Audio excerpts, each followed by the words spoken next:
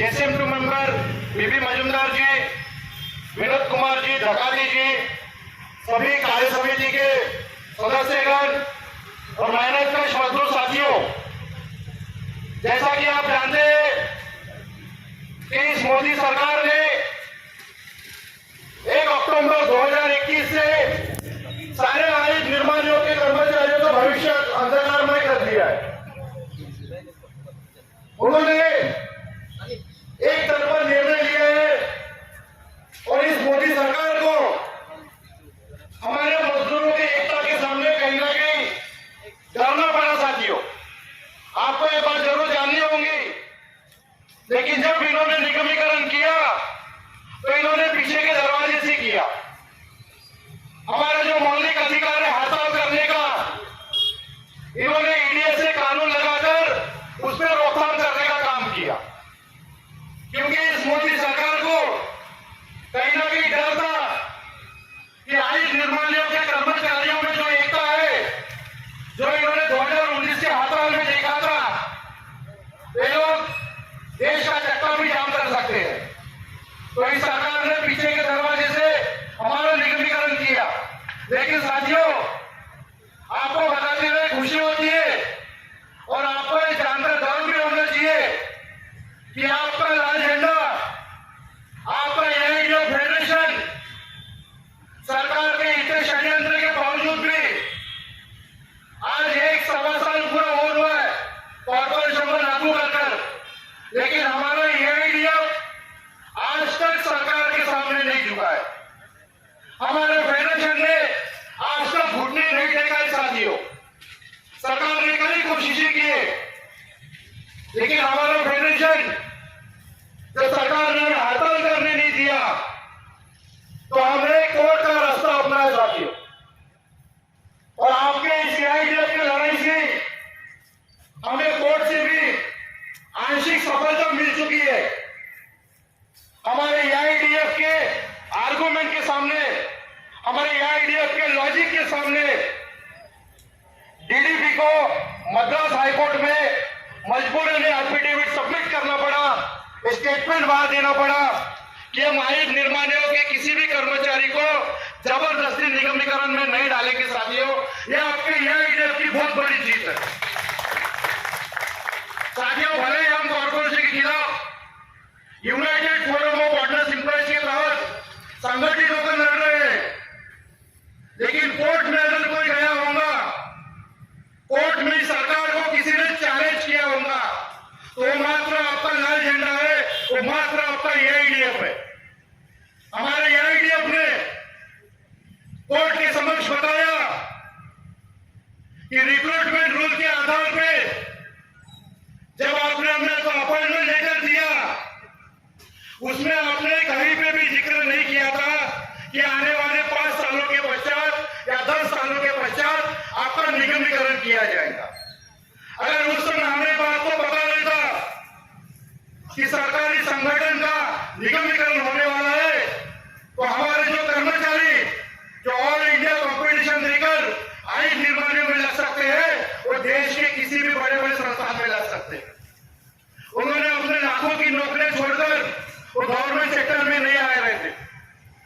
तो आपने हमारे साथ ये इलॉजिकल, आपने गलत निर्णय लिया है कि आपने हमको अंधेरे में रखकर आपने कॉर्पोरेशन किया। ये लॉजिक हमारे फेडरेशन ने कोर्ट के समक्ष सबमिट किया। दूसरा, डीओपी के आधार, डीओपी के निर्णय अनुसार जब किसी भी सरकारी कर्मचारी को डीम्ड डेपोटेशन पे भेजते हैं, तो उनका जो पेरेंट डिपार्टमेंट रहता है वो रहना चाहिए। अगर 6 महीने बाद, 1 साल बाद, अभी हम सब कर्मचारी 2 साल के लिए डीम्ड डेपोटेशन पर है। अगर किसी कर्मचारी को लगता है कि 1 साल बाद, 1.5 साल बाद मुझे अपने पेरेंट डिपार्टमेंट में वापस जाना है, ये हम नहीं बोल रहे, सरकार का आदेश कहता है, तो हम हमारे पेरेंट डिपार्टमेंट में जाने के लिए आवेदन कर सकते हैं। लेकिन इस मोदी सरकार ने वो सरकारी नियम को भी पालन नहीं किया, उस डीओपी के आदेश का भी पालन नहीं किया, और हमारा जो पेरेंट डिपार्टमेंट है ओएफ भी उसे निरस्त कर दिया। ये भी कानूनन गलत है। साथियों, सरकार ने जो हमारा निगमीकरण लागू किया, आपने अगर उस आदेश को ध्यानपूर्वक पढ़ा होगा तो उस आदेश में लिखा है कि यह निगमीकरण सीसीएस पेंशन रोल 1972 के तहत लागू किया जाता है। आज हम जैसे नौजवान कर्मचारी पूरे 76,000 कर्मचारियों में से करीब 40,000 कर्मचारी आज एनपीएस के दायरे में है। क्या इसका मतलब यह हुआ कि निगमीकरण एनपीएस कर्मचारियों पर लागू नहीं होता? क्योंकि सरकार ने जो निगमीकरण लागू किया वो सीसीएस पेंशन रोल 1972 के तहत लागू किया, जो कि ओल्ड पेंशन स्कीम वालों पर लागू होता है। साथियों, ये लॉजिक भी आपके एआईडीएफ ने, ये आर्गुमेंट भी आपके एआईडीएफ ने कोर्ट के समक्ष रखा। सबसे बड़ा आर्गुमेंट अगर एआईडीएफ ने किया है तो वो किया है साथियों कि हमारा इस देश में सबसे बड़ा है हमारा संविधान। संविधान के तहत सरकार को पॉलिसी डिसीजन लेने का अधिकार पूर्ण दिया है। सरकार अपना नीतिगत फैसला ले सकती है, जैसा कि सरकार ने बताया था कि निगमीकरण ये हमारा नीतिगत फैसला है, ये हमारा पॉलिसी डिसीजन है। लेकिन संविधान में यह भी लिखा हुआ है कि ये सरकार को जनता द्वारा चुना जाता है। कि कोई भी फैसला लेने से पहले जिस जनता पर लागू होने वाला है वो जनता भी इससे असंतुष्ट नहीं, उसमें असंतुष्ट नहीं रहना चाहिए या वो असंतुष्ट नहीं रहना चाहिए। तो सरकार ने जो निगमीकरण किया, हमारे आयुष निर्माणियों ने एक बस गद्दा INDW पर छोड़ दिया जाए, इन इंटक वालों पर छोड़ दिया जाए, तो हमारे बाकी स्टेक होल्डर ने, हमारे फेडरेशनों ने अभी तक निगमीकरण को लागू मान्य नहीं किया है। इसका मतलब आपने जो निर्णय लिया है ये कहीं ना कहीं संविधान के खिलाफ में है। तो सरकार ने कोर्ट में पूछा कि हमने तो इसके पहले बीएसएनएल का निगमीकरण किया, दूरसंचार का निगमीकरण किया, हमने आकाशवाणी का निगमीकरण किया, ऐसे कई एग्जाम्पल सरकार ने कोर्ट के समझ रखा, तब तो ये संविधान आए नहीं आया। तो हमारे एआईडीएफ ने कोर्ट में बताया जब आपने बीएसएनएल का निगमीकरण किया था, वहां के जो स्टेक होल्डर थे, वहां के जो फेडरेशन थे, उनमें और सरकार में कलेक्टिव बार्गेनिंग हुई थी। वहां के फेडरेशनों ने कहीं ना कहीं निगमीकरण को मान्य किया था और वहां के कर्मचारियों के लिए उन्होंने कलेक्टिव बार्गेनिंग के तहत हमें 4 इंक्रीमेंट दीजिए, 5 इंक्रीमेंट दीजिए, ऐसा आर्गुमेंट कर वहां के निगमीकरण को एक्सेप्ट किया था। लेकिन साथियों, आपके डिफेंस में आपके फेडरेशनों ने उस निगमीकरण को एक्सेप्ट नहीं किया, तो संविधान के मुताबिक आपका जो निर्णय है ये कहीं ना कहीं गलत साबित है।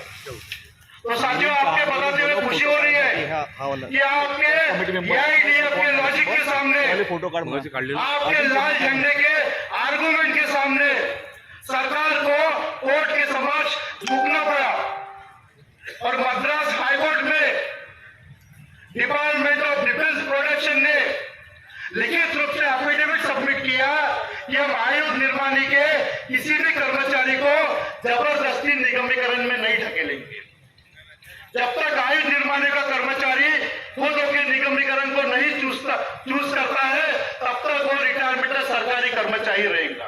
तो साथियों, ये आपके एआईडीएफ की जीत है और आपको एआईडीएफ की तरफ से ये आश्वस्त करते हैं हम लोग कि दुनिया की कोई भी ताकत, कोई भी माइकलाल, जब तक आप खुद निगमीकरण को नहीं चुनेंगे, आपको निगमीकरण में जबरदस्ती नहीं ढकेल सकते। यह आपका एआईडीएफ का आपको आश्वासन है कि रिटायरमेंट अगर आप निगमीकरण को नहीं चुनते तो आपका बेसिक, आपका डीए, आपका टीए, आपके अदर अलाउंसेस ये आपको यथावत मिलते रहेंगे। लेकिन साथियों, आप लोगों को भी अभी सचेत रहना होगा, आप लोगों को भी सतर्क रहना होगा। अगर आज की परिस्थिति में सरकार हमें ऑप्शन फॉर्म नहीं दे रही है, सरकार हमें ऑप्शन फॉर्म क्यों नहीं दे रही है? क्योंकि एआईडीएफ ने, लाल झंडे ने जो आयुध निर्माणियों के कर्मचारियों को जो जागरूक किया है, जो संगठित करके रखा है, अगर आज सरकार ऑप्शन फॉर्म देती है तो हमें विश्वास है कि 95% लोग सरकार का ही ऑप्शन चुनेंगे। अगर 95% लोगों ने सरकारी का ऑप्शन चुना तो कहीं ना कहीं मोदी सरकार की नाक कट जाएंगी। क्योंकि जब उन्होंने निगमीकरण किया तो न्यूज में और मीडिया में बड़े बड़े बैनर और पर्चे लगाए थे यूनिट खोल दिए। तो कहीं ना कहीं कोर्ट के समक्ष हमारे केस को मजबूती मिलेगी और सरकार को झुकना पड़ेगा अगर हमारे कर्मचारियों ने गवर्नमेंट का ऑप्शन लिया। इसलिए सरकार आज हमें ऑप्शन फॉर्म नहीं दे रही है। सरकार ने ये आईओएस जो हमारे अधिकारी है, ग्रुप ए अधिकारी, उनका मीटिंग लेकर उनको कॉर्पोरेशन का ब्रांड एम्बेसडर बनाया है और उन अधिकारियों को बताया है कि आप कर्मचारियों के बीच में जाइए और उन्हें निगमीकरण के बारे में कन्विंस कीजिए। तो ये अधिकारी वर्ग जो है ये आने वाले समय में आपके मशीन पर आपके बीच में आएंगे और आपको बोलेंगे कि आप एक निष्ठावान कर्मचारी है, आप निगमीकरण का ऑप्शन लीजिए, आपके पेमेंट में 50,000 की बढ़ोतरी की जाएगी, आपको 4 इंक्रीमेंट दिए जाएंगे। ऐसे इनके ब्रांड एम्बेसडर, इनके अधिकारी और इनके जो सरकारी चमचे हैं, सरकार का सरकारी चमचा आज की परिस्थिति में कौन है? ये इंटर वाले, ये INTWF वाले, जिन्होंने सरकार को निगमीकरण के लिए समर्थन किया है, ये लोग आपके बीच में आके आपको कॉर्पोरेशन के लिए कन्विंस करेंगे। तो साथियों,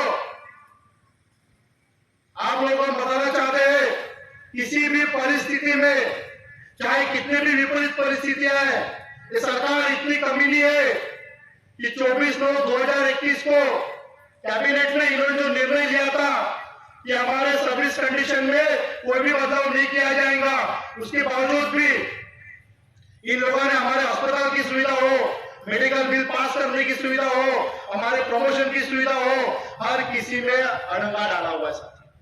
तो ये लोग भरपूर कोशिश करेंगे हम लोगों को परेशान करने की, लेकिन हम लोगों को हमारे लाल झंडे के, हमारे AIDF के बैनर के पीछे खड़े रहकर एकजुट होकर रहना है और हमें सरकार का ऑप्शन जो आएगा, अगर सरकार देती है तो हमें सरकारी कर्मचारी चूज करना है। साथियों, आज की परिस्थिति में हमारी दूसरी सबसे बड़ी